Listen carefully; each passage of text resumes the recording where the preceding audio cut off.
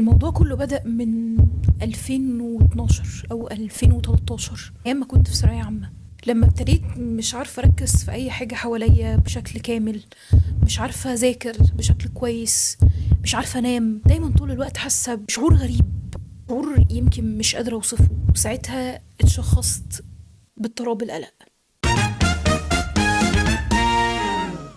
كارل يونج جه شرح الموضوع بشكل مختلف شويه، لكن القلق ده ممكن يكون جه نتيجه حاجات متخزنه جوه عقلك الباطن، يعني ذكريات او حاجات حصلت لك في الطفوله بتطلع بعدين على صوره اضطرابات القلق دي، او ممكن حاجات انت تكون مش فاكرها اصلا اتخزنت في عقلك الباطن وطلعت في وقت معين علشان تصيبك برضو بنوبات القلق دي. الحقيقه ان اي حد وكل حد في اي حته ممكن انه يتشخص باضطرابات القلق دي وبشكل مفزع. المشاهير كتير قوي سواء في الوسط الفني او في الوسط العلمي اتشخصوا باضطرابات القلق دي اللي كانت تقريبا بتأثر على حياتهم بشكل يومي. شهير عالميين زي سيلينا جوميز وأديل وبيونسي كل دول اتشخصوا باضطرابات القلق، قالوا انها كانت بتأثر عليهم بشكل كبير جدا، لدرجة ان مثلا واحدة زي أديل دي كان بيجي لها اوقات ممكن تلغي حفلة كاملة علشان هي قلقانة دلوقتي ومش هتقدر تطلع على الستيج، رغم الثقة الفظيعة اللي بتظهر بيها بيونسي تقريبا في كل الاماكن اللي بتحضرها، الا انها في احد اللقاءات قالت ان هي متشخصة باضطرابات القلق قبل ما بتطلع على ستيج او قبل ما بتطلع في مقابلة تقعد مع نفسها اكتر من ساعه قلقانه ومتوتره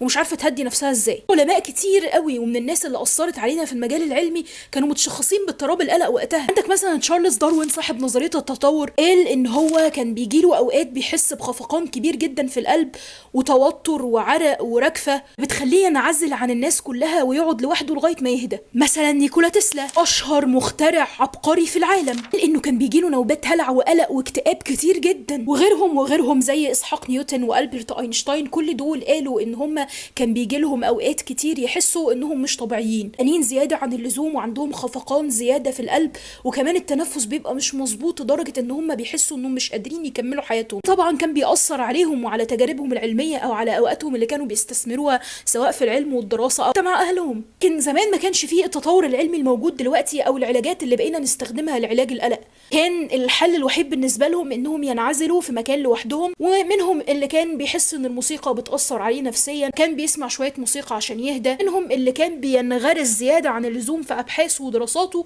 اللي كانت بتنسيه النوبات اللي هو فيها دي وبتهديه شوية. يعني في ناس بتهدى بالشغل الزيادة مش بالراحة.